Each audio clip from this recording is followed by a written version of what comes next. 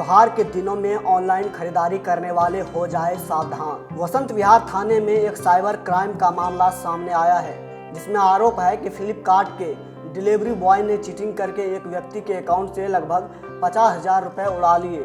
फिलहाल शिकायतकर्ता के आधार पर वसंत विहार थाने में मुकदमा दर्ज कर लिया गया है और चीटिंग के इस गौरव धंधे की जांच की जा रही है। नवरात्रि का धमाका, बम्पर सेल, 50% डिस्काउंट। त्योहार आते ही ऑनलाइन शॉपिंग करने के लिए हर तरफ सेल और ऑफर लगाए गए हैं।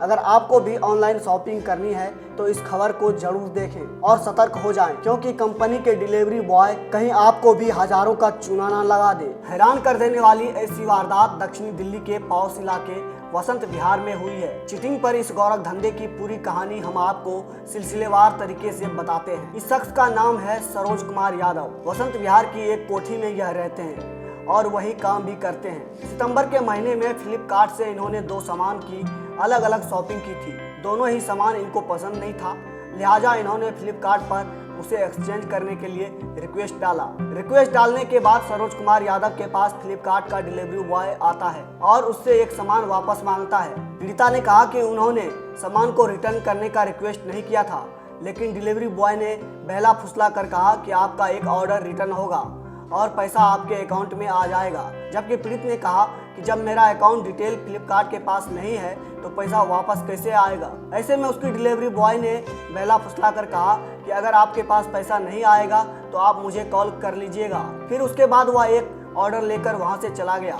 कुछ दिनों बाद डिलीवरी बॉय सामान एक्सचेंज करने के लिए आया। पीड़ित ने कहा कि उनका पहले वाला सामान का पेमेंट अभी तक नहीं आया, उसके लिए क्या करना होगा। दूसरे डिलीवरी बॉय ने पीड़िता से पहले डिलीवरी बॉय की बात कराई। पहले वाले डिलीवरी बॉय ने पीड़िता को एक नंबर दिया और बोला, आप इस नंबर पर कॉल करके अपनी समस्या बता दीजिए, आपको पैसा मिल जाएगा। पीड़ित ने जब इस नंबर पर कॉल किया, फिर उसके बाद उस नंबर से बात करने वाले ने दूसरा नंबर दिया और वह बोला, यह हमारे सीनियर का नंबर है, इससे बात करके आपका पैसा मिल जाएगा। पीड़ित ने उस दूसरे नंबर पर जब बात की तो उधर से बोलने वाला व्यक्ति फ्लिपकार्ट का एम्प्लॉय बताकर पीड़ित को बहला फुसला कर पेमेंट लेने के लिए एनी डेस्क एप्लीकेशन डाउनलोड करने के लिए कहा। उसके बाद डेबिट कार्ड को कैमरे के सामने रखने को कहा, जबकि पीड़ित को कैमरे की कोई भी तस्वीर उस एप्लीकेशन में नहीं दिख रहा था।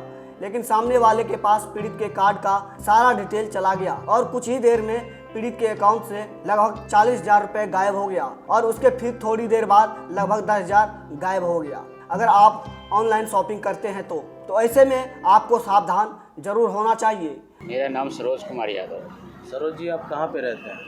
मैं वसंत विहार में रहता हूँ।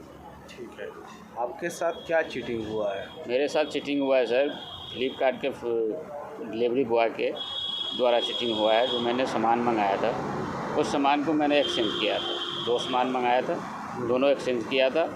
एक सामान ले गया, वो दिया नहीं मेरे को सामान। फिर जब दूसरा सामान लेने आया, फिर मैंने उनको पूछा तो भाई मेरा दूसरा सामान ले गया, वो अभी तक एक्सचेंज में दे नहीं गया है, आप लेने भी आए हो और देने भी आए। तो उसने मेरे को एक नंबर दिया, बोला एक सीनियर अधिकारी है, आप इनसे बात कर लो, आपका ये मसला हल कर देगा। मैंने उस नंबर पर कॉल किया।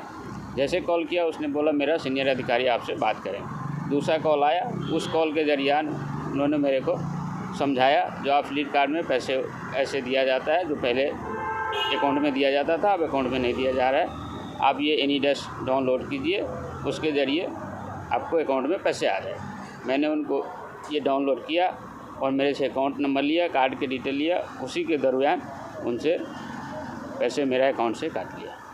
जो आपसे कार्ड डिटेल लिया था तो आपका वो जो एटीएम है उसको स्कैन भी कराया था? हाँ, उसने स्कैन भी कराया था एटीएम को दोनों तरफ से। स्कैन का वीडियो आपके ऐप में मोबाइल में दिख रहा था? उसमें नहीं दिख रहा था सर। नहीं दिख रहा था? नहीं दिख। और जिसने आपको ये सब नंबर दिया था वो फ्लिपकार्ट का डिलीवरी बॉय था। वो उस दिन मेरे को सामान देने भी दिया भी और लिया भी एक्सचेंज। अच्छा, पहले सामान जो लेके गया था वो क्या बोला था उस समय जब लेके गया था? तो पैसे रिटर्न करने के लिए क्या, और आपने क्या कहा था उस समय? उस समय जब वो सामान लेने आया एक्सचेंज में तो मैंने बोला भाई मेरा तो ये एक्सचेंज का है तो सामान दो। तो उसने बोला नहीं, ये आपका रिटर्न है ये। तो मैं बोला जो भाई मैंने अकाउंट नंबर दिया ही नहीं हूँ उसमें और ना मेरे पास वैलिड है, तो पैसे आएगा कहाँ से? तो उसने बोला नहीं, आपका ये रिटर्न है, आपका पैसे वैलिड में आ जाएगा। उसके दरमियान उसने सामान लेके चला गया ज़बरदस्ती। फिर जब दूसरा सामान मुझे लेने आया तो वो बंदा सामान भी दिया। कितने दिनों बाद? वो आया मेरे 2 दिन बाद, हाँ। वो सामान लेने भी आया, दिया भी और लेके भी गया एक्शन। वही बंदा को मैंने पूछा जो 1 हफ़्ता हो गया वो सामान मेरा नहीं आया, तो वो कह रहा है जो आप मेरा ये नंबर लो, इससे बात करो और ये आपका मसला। आपने इसके बाद फिर कहाँ पे कंप्लेंट की?